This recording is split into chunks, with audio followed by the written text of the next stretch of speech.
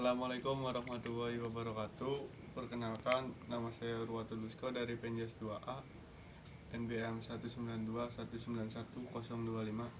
Di sini saya akan menjelaskan mata kuliah teori belajar mengajar motorik yang berjudul mengurai dan menganalisis proses dan kondisi belajar gerak. Mari kita langsung saja ke topik materinya, yaitu yang pertama ada proses belajar gerak. Belajar gerak merupakan sebagian dari belajar secara umum. Bagian dari belajar gerak mempunyai tujuan tertentu.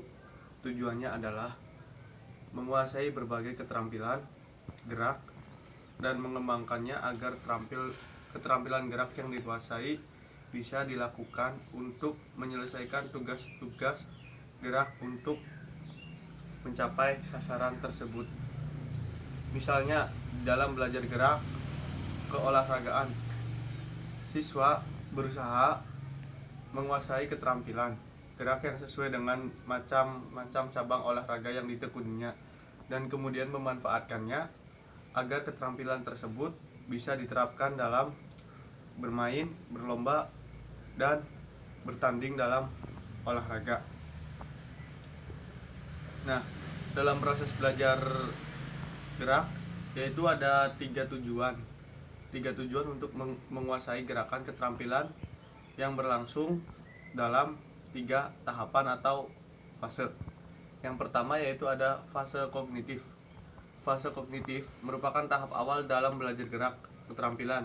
Di sini siswa berusaha untuk memahami bentuk gerakan yang dipelajarinya, kemudian mencoba untuk melakukan gerakan tersebut secara berulang-ulang. Jadi pada fase kognitif itu siswa belajar tentang belajar gerak yang awal-awal yang selanjutnya akan ditekuni untuk mencapai sasaran tersebut. Nah, pada saat pelajar mencoba berulang-ulang melakukan gerakannya masih sangat dipengaruhi oleh pikirannya. Ia berusaha menampilkan bayangan gerakan yang ada di pikirannya ke dalam gerakan yang nyata. Yang kedua yaitu ada fase asosiatif, yaitu merupakan fase kedua dalam belajar gerak keterampilan. Yang membatasi antara fase kognitif dan fase asosiatif adalah dalam hal rangkaian gerak yang biasa dilakukan oleh pelajar. Nah, pada fase asosiatif ini dengan cara melakukan rangkaian gerakan secara berulang-ulang, penguasaan dan atas gerakan akan semakin meningkat. Jadi pada fase asosiatif ini siswa yang sudah belajar gerak dalam fase kognitif itu diasah lebih dalam pada fase asosiatif agar gerakan yang dilakukan oleh siswa tersebut mencapai sasaran yang sempurna. Nah, yang kedua yaitu ada fase otonom. Nah, dalam fase otonom ini merupakan fase akhir dalam pembelajaran keterampilan gerak. Pada fase ini siswa mencapai tingkat penguasaan gerakan yang paling tertinggi. Nah, dalam fase otonom ini siswa itu sudah menghasilkan gerakan-gerakan cabang olahraga yang dikuasainya dengan sempurna atau bisa dibilang lebih bagus dari fase kognitif dan fase asosiatif. Yang kedua yaitu ada kondisi belajar gerak. Kondisi belajar gerak suatu keadaan yang diperlukan agar proses belajar gerak dapat berlangsung ke arah pencapaian tujuan.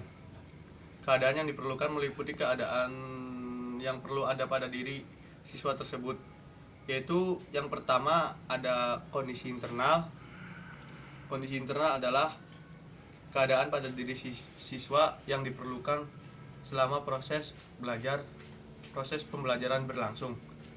Yang kedua yaitu ada kondisi eksternal. Kondisi eksternal dalam belajar adalah keadaan luar diri pelajar yang mempengaruhi proses pembelajaran. Dan yang ketiga itu ada pemberian penjelasan gerak. Pemberian penjelasan gerak atau disebut juga instruksi verbal perlu diperhatikan oleh guru secara singkat dan jelas dengan menggunakan kata-kata yang sederhana, namun kata-kata sederhana tersebut dapat dimengerti oleh siswa tersebut. Pemberian contoh gerakan. Nah, sebagai seorang guru, yaitu seorang guru harus menampilkan awalan gerakan yang dicontohkan kepada siswa dengan gerakan yang benar-benar efektif agar siswa tersebut dapat memahami gerakan dan cepat mempelajari gerakan yang dilakukan oleh guru tersebut. Contoh gerakan sebagai model. Nah, jadi guru itu sebagai model yang akan ditiru oleh siswa. Seharusnya dilakukan dengan benar dan diulang-ulang beberapa kali agar siswa tersebut dapat cepat mengerti.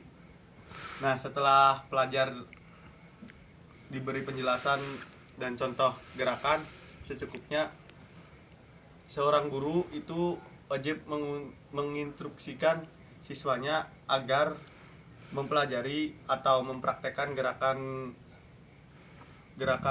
guru yang dilakukan oleh seorang guru secara berulang-ulang agar siswa tersebut dapat mempelajari gerakan tersebut. Nah, kesimpulan dari materi ini adalah belajar gerak adalah suatu aktivitas secara umum yang diajarkan dari balita. Tujuannya adalah untuk menguasai berbagai keterampilan gerak dilakukan dan mengembangkannya agar keterampilan gerak yang dikuasai bisa dilakukan untuk menyelesaikan tugas-tugas gerak untuk mencapai sasaran yang tertentu.